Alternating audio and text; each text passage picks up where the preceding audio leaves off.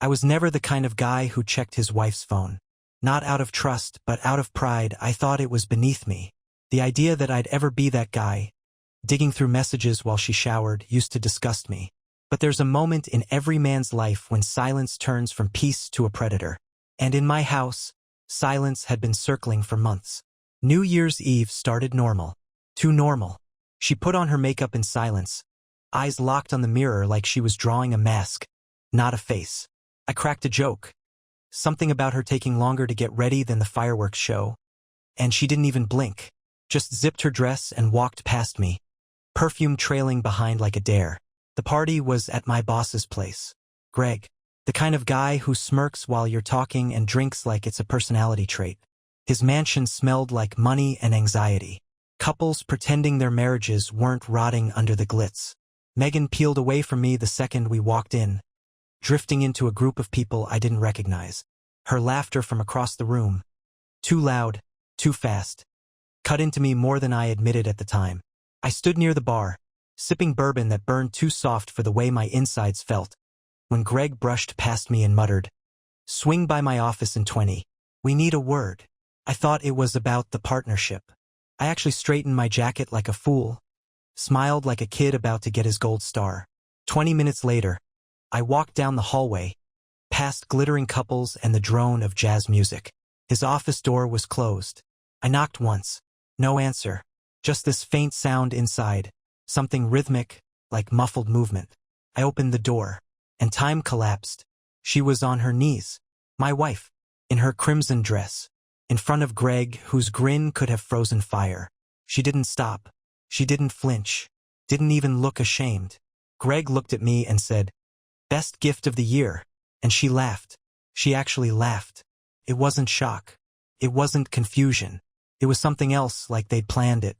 Like the humiliation was part of the show. I didn't speak. I just backed out and closed the door. I walked straight to the coat check, grabbed my jacket, and left. Left the party. Left her.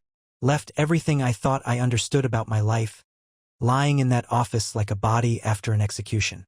In the car, I didn't cry. I didn't scream. I just sat there, engine off, hands shaking, staring at my own reflection in the windshield like I was trying to recognize a ghost. I had questions. I had theories. But mostly, I had rage, quiet, precise rage that didn't burn loud but cold and constant. Rage that didn't want revenge. It wanted truth. And that's where it begins. With that door. With that office. With that laugh. You want the rest? It only gets worse from here. The next morning, sunlight hit my bedroom like an interrogation lamp. I hadn't slept. I hadn't even changed out of my suit. Just sat in the dark guest room. The one we never used. Like a forgotten character in someone else's story. Her side of the bed was empty. Of course it was. She hadn't come home. And I didn't text. I didn't call. Whatever we were before that door opened was already dead. And I wasn't about to perform CPR on a corpse. At 9:03 a.m., the front door clicked open. I didn't move. She walked in like she'd gone out for coffee. Shoes in one hand, heels clicking quietly on the tile. She stopped at the bottom of the stairs and finally noticed me. Her face didn't register guilt. No fear. Just mild surprise. Like I was a coat she forgot she left hanging. "You're home," she said. I stood slowly, like a fuse waiting to burn down. I walked to the kitchen and poured a glass of water. Not because I needed it, but because my hands needed something to do besides shaking. She followed, stopping in the doorway, arms folded. "You didn't call." I laughed. I didn't mean to. It just came out, ugly and sharp. "You didn't think I'd see, did you?" A pause. Just one beat too long. Then she shrugged. Actually shrugged. "Greg told me you'd probably freak out." "Oh, so he gave you a warning. How thoughtful." She rolled her eyes. "Don't be dramatic. It's not like we were exclusive." I blinked. "Excuse me?" She sighed. Like she was bored. Like my world falling apart was just inconvenient. "We haven't been us for a long time. You don't touch me. You work late. You care more about your job than this marriage." I nearly dropped the glass. "You did this," I said, my voice too calm. "You orchestrated this moment like it was a magic trick. And now you want to rewrite history. We had problems, sure, but you exploded it. On purpose." Her expression flickered. just for a moment like a mask slipping. You weren't supposed to see. I walked up to her, slow, deliberate, until we were inches apart. That's what bothers you? That I saw? Not what you did. She smiled then. A thin, almost pitying smile. You always thought you were smarter than me. Always the hero in your own little narrative. You think I needed saving? Please. That was the moment the last thread snapped. Not because of what she did, but because she had no remorse.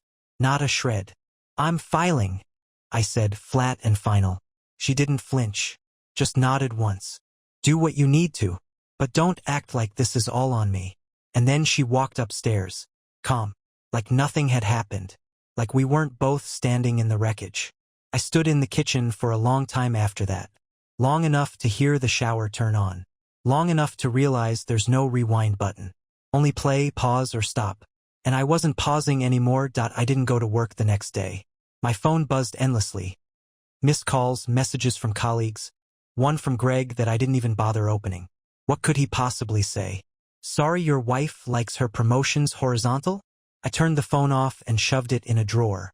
Instead, I drove. No destination, no playlist. Just the sound of tires eating asphalt and my thoughts chewing through what was left of my sanity. I ended up at the edge of the city, where the skyline turns into rust and weeds.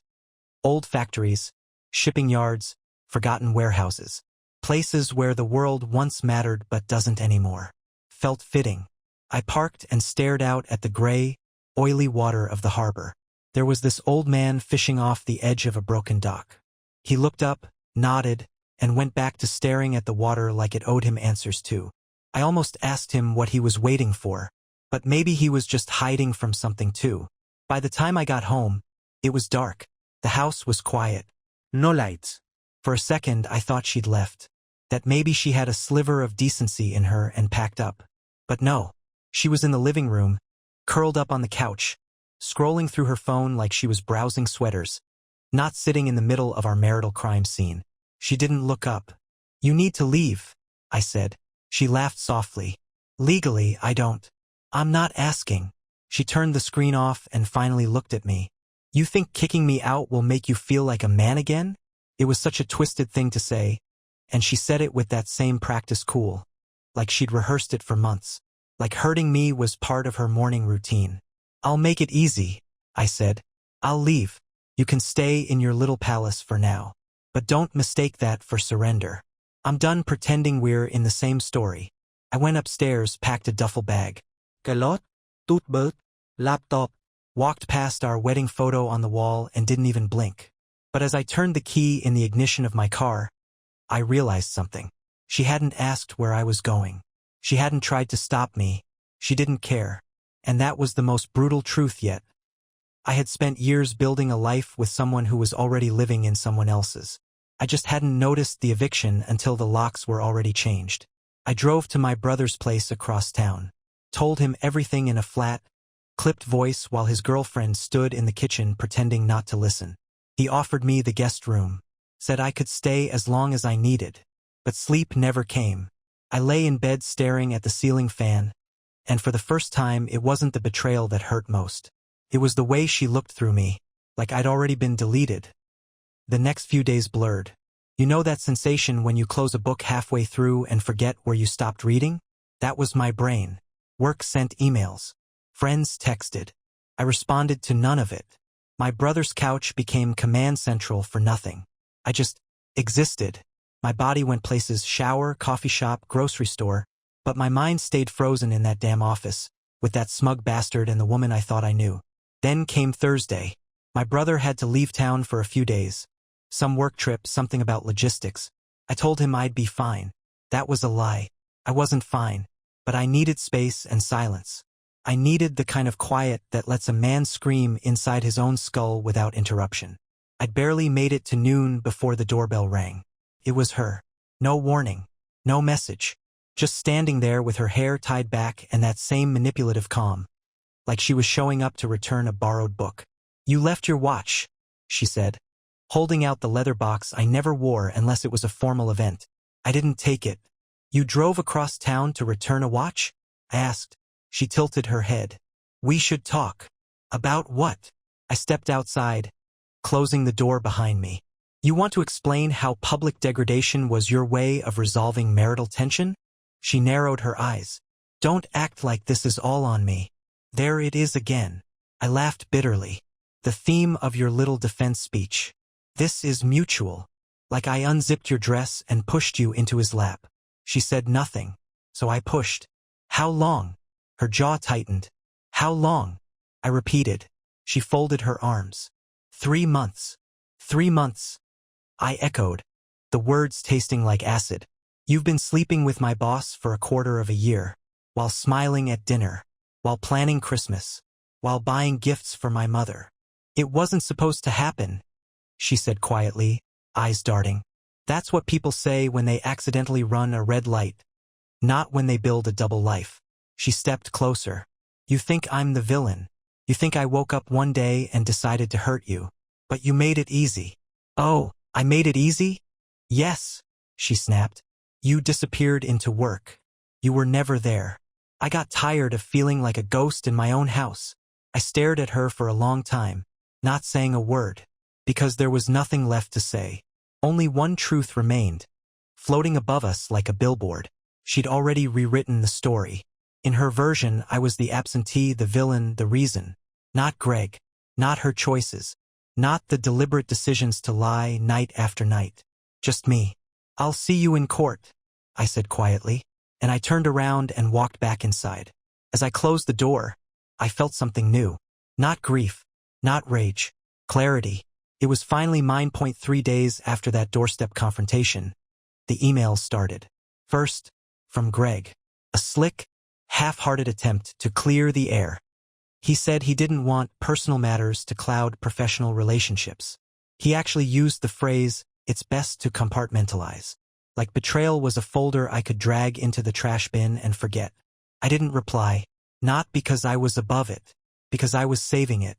Then came the message from HR. A meeting request, polite, cold, and clinical. I was being reassigned temporarily while an internal review is conducted. They used phrases like conflict of interest and workplace decorum. What they meant was, Greg's powerful and you're disposable. That was the moment I realized I wasn't just losing my marriage. I was being erased professionally, too. I stared at the screen for a long time before responding. I didn't argue. I accepted the meeting, asked for a copy of the employee conduct policy, and started documenting. Every message, every call, every unscheduled meeting Greg had initiated. Every passive-aggressive comment, every after-hours interaction. I built a timeline, not to strike back in anger, but to arm myself with truth. Because they weren't going to get away with pretending this was just a personal matter. This wasn't just betrayal. This was war, and I wasn't walking in unarmed. I called a lawyer the same day. Her name was Janine. Sharp, no nonsense, the kind of person who could slice a lie in half with a single raised eyebrow. After I laid it all out, every disgusting detail, she said one thing: "You've got leverage. Use it." I left her office with a folder full of strategy and a list of next steps. It was the first time in weeks I felt like I wasn't drowning. That night I slept. Not well, but enough to dream again. The next morning I made another list, this time personal. Bank accounts, insurance, titles, shared passwords. I locked down everything. Changed PINs. Moved half our savings into a secure account under my name. She'd already taken enough. Then came the kicker. That evening, a message popped up on my phone. From her. Not to argue. Not to apologize.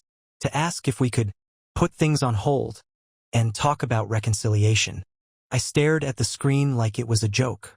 She wanted to reconcile. After everything. After using my boss's office as a performance stage. After mocking me with her smile. After lying with the grace of a seasoned con artist. I didn't respond. Not because I didn't have words. I had too many. But she didn't deserve them. Instead, I sent her lawyer's contact details and added a short line. All future communication goes through them. And then I blocked her. I didn't rage. I didn't cry. I didn't pound my fists or shout to the ceiling. I just turned off my phone, closed my eyes, and let the silence settle. And in that silence, I felt something powerful. Control. The pieces were still shattered. The pain hadn't dulled. But for the first time, I wasn't just surviving. I was building my exit. Brick by calculated brick. 3 weeks passed. In that time, the world outside kept spinning. Cars moved, coffee brewed, rain fell. But I wasn't part of it. I was somewhere between the past and whatever came next, living in a temporary timeline. Paperwork, depositions, lawyer calls, the stuff that doesn't make the movies but writes the real script of divorce.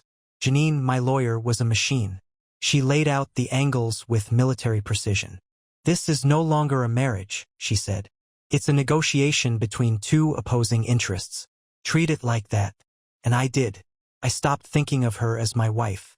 I started thinking of her as an adversary. Then the deposition day came. We met at a neutral office, cold and quiet with walls painted the color of resignation. I arrived early. She was late, of course, her entrance theatrical, dressed too carefully, her eyes scanning the room like she expected applause. She sat across from me, crossed her legs, and smirked like we were at brunch. The mediator began. She spoke first. Her voice was calm, controlled, even sweet. She painted the picture of a marriage that had been emotionally distant, a husband who was absent and work-obsessed. She called our life together a slow erosion of connection, a tragedy, a misunderstanding, a sad story. She did not mention Greg. She did not mention New Year's Eve. She did not mention the office, the betrayal, the grin. So I did. I laid it out. Every event, every detail, the timeline, the evidence. The quote Greg delivered with a smile. Best gift of the year. The mediator's pen stopped. She didn't look at me, not once, just kept her eyes on the table, breathing through her nose like a child caught in a lie they don't know how to wiggle out of. Her lawyer whispered something in her ear. She nodded, adjusted her blouse, and asked for a break. When they left the room, Janine looked at me and said, "You just flipped the script." That evening, back at my brother's place, I finally opened the old hard drive I'd forgotten I had. Years of photos, birthdays, trips, smiles that weren't real. I watched one video Christmas morning 2 years ago. She was laughing, wearing that blue sweater I bought. I'd filmed her opening a gift. The video ended. The silence that followed felt like truth. I deleted the whole folder. Not in anger, not to pretend it didn't happen, but because it didn't belong in my story anymore. It was hers. And I was done archiving someone else's fiction. 1 month later, I found myself sitting across from Greg in the polished, sterile office of the firm's ethics committee. Funny how things shift. Just weeks ago, he was the guy I'd tried to impress for years. Now he looked smaller somehow. Still smug, still suited up like a walking cliché. But the room didn't bend around him the way it used to. Power recoils when truth gets too loud. He opened with charm, of course. Said this was all unfortunate. That emotions make things messy. He used words like consensual and misunderstanding, as if the issue was a missed email, not a career torpedo detonated by personal betrayal. But I didn't flinch. I had the timeline. I had screenshots. I had witnesses who remembered him and my wife disappearing together at office events, who overheard just enough to tilt the narrative away from coincidence and into collusion. What I didn't have to say, what hung heavy in the room, was the impact. Not just on me, but on the integrity of the firm, on the others watching. Because when you let one man burn down a colleague's life for pleasure, what message are you sending? The committee didn't speak much. They listened, took notes, promised a thorough internal review. I left without expecting justice, but knowing I'd buried silence with evidence. Back at the apartment, I got a text from Janine. "You're going to want to read this." She attached a screenshot. It was from a local gossip blog that sometimes posted business leaks. Headline read, "Senior partner at law firm under investigation for inappropriate conduct." No names, but the article referenced an ongoing internal affair involving a subordinate spouse. It didn't take a genius to connect the dots. I stared at the screen for a long time, not smiling, just absorbing. This wasn't revenge. This was exposure. And sometimes exposure is enough. 2 days later, I got a message through her lawyer. She wanted to settle. No fight. No contest. Quick, clean, quiet. The woman who'd orchestrated her betrayal like it was theater now wanted to skip the third act. I told Janine to agree, but with terms. Full financial transparency. My share of the assets. No delay. No appeal. No attempts to claw back later with twisted sob stories. She accepted. Just like that, her power slipped. And I realized something I hadn't before. She was never strong. Just loud. And when people like that lose the echo chamber they control, they shrink fast. 2 weeks after the settlement was finalized, I received a letter in the mail. Not a legal document. Not a bank statement. A letter. Handwritten. On stationery I recognized immediately. It was from her. Her handwriting hadn't changed. Still curled with careful loops. Like she was always writing for someone to admire her.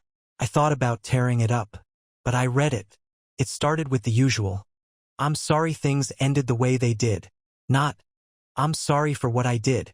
Just, the way it ended, as though the method of collapse mattered more than the betrayal that triggered it.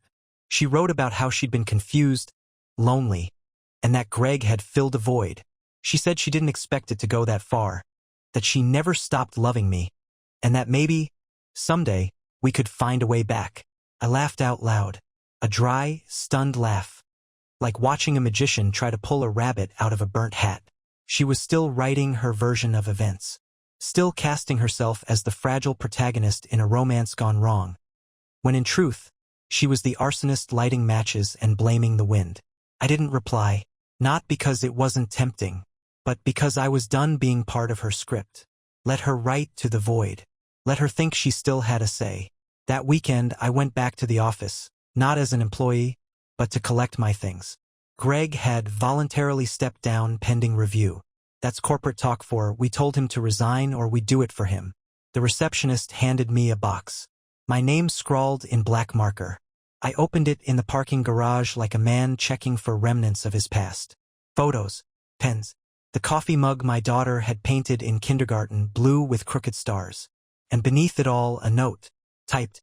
It said, "You weren't the only one. She's done this before. With others. She lies like she breathes. You just didn't see it until it was your turn." No name. No clue who sent it. But it was the most honest thing I'd read in months. I sat in the car for a long time, that note in my lap. And I realized I'd been trying to make sense of her actions like there was logic behind them. Like betrayal followed rules. But some people, they don't break things because they're broken. They do it because they enjoy the sound. She was never confused. She was calculated. And I was just next in line. It's strange how grief changes shape. At first, it's loud, violent even. Throws things. Slams doors. Demands answers. But eventually it gets quieter. Not because it fades, but because you start to understand it. Like background noise you stop noticing until someone points it out. A month after the letter, I moved into my new place. Nothing dramatic. A 2-bedroom apartment on the edge of the city. Not quite a fresh start, more like a clean page torn from the middle of the book. No more shared furniture. No memory-soaked walls. Just space I could control. Space that didn't whisper her name every time I turned around. The first night I didn't unpack much. Just set up the mattress, plugged in a lamp, and sat in the middle of the floor, drinking a beer I didn't finish. And for the first time in what felt like years, the silence didn't hurt. It was mine. All of it. In the weeks that followed, I found routines. Small things. Waking up without an alarm. Cooking real meals. Reading again. Things I hadn't done since before our lives became a performance. Friends reached out, some cautiously, others too late. Most didn't know what to say. A few offered sympathy. One of them asked me, "Do you ever think you'll forgive her?" And I told him the truth. Forgiveness isn't the goal. Understanding is. Because once you understand someone's nature, you stop expecting them to change. She hadn't made a mistake. She'd made a decision. Over and over. And the truth is, if I hadn't walked in that night, she never would have told me. That's the part that doesn't fade. Not the act. The intent to hide it. And yet, despite everything, despite the lies, the humiliation, the months of gaslighting, what stayed with me most wasn't what she took. It's what she taught me. How to see clearly. How to stop romanticizing someone just because you shared history. How to recognize when love becomes leverage. And how to leave, not with vengeance, but with dignity. One night, I walked through the apartment barefoot. Lights off, windows open. The city hummed outside. Cars, sirens, life happening without me. I stood at the balcony, watching the skyline, and felt it hit me. I wasn't broken. I was unburdened. And that's not survival. That's rebirth. The final thread snapped 6 months to the day after it all came crashing down. I got a call from her mother. Unexpected, quiet, and filled with the kind of sadness that doesn't need explanation. She told me my ex-wife had moved out of the city. Started over, she said. With someone new, I think. She doesn't talk much anymore. I didn't ask for details. I didn't care. The curiosity had died a long time ago. But after I hung up, I stood by the window for a long time, thinking not about her, but about how people disappear. Not physically, but emotionally, morally, like light fading from a photo you forgot to frame. The divorce papers were sealed, the accounts were split, and my name was finally clean, on paper if not yet in spirit. I thought the end would come with a bang. A final fight. A door slammed. But it came like this instead. A quiet phone call, a name spoken once, and then never again. I kept waiting to feel something. I didn't, because I wasn't that man anymore. The man who stood outside Greg's office, heart caving in, world unraveling. That man died the night he saw her smile through his destruction. And I buried him myself, no eulogy, no grave. The new me? He doesn't look back. He learned that love without respect is just manipulation in slow motion. That trust isn't about words, it's about consistency. And that the worst betrayal isn't the one that breaks your heart. It's the one that makes you doubt your reality. I started running again, signed up for a course, took a solo trip to the coast where no one knew my name. I walked beaches barefoot, bought cheap wine from corner shops, and learned how silence feels when it's earned, not forced. Sometimes I still hear echoes, her voice in a crowd, her perfume on someone else. And for a split second, I freeze. But then I remember, echoes can't hurt you. They're just ghosts with no hands. So here's my advice if you've made it this far. If you ever find yourself staring into the abyss of betrayal, don't ask why they did it. Ask why you stayed long enough for them to do it. Then walk away, not to punish them, but to save yourself. And don't look back, ever.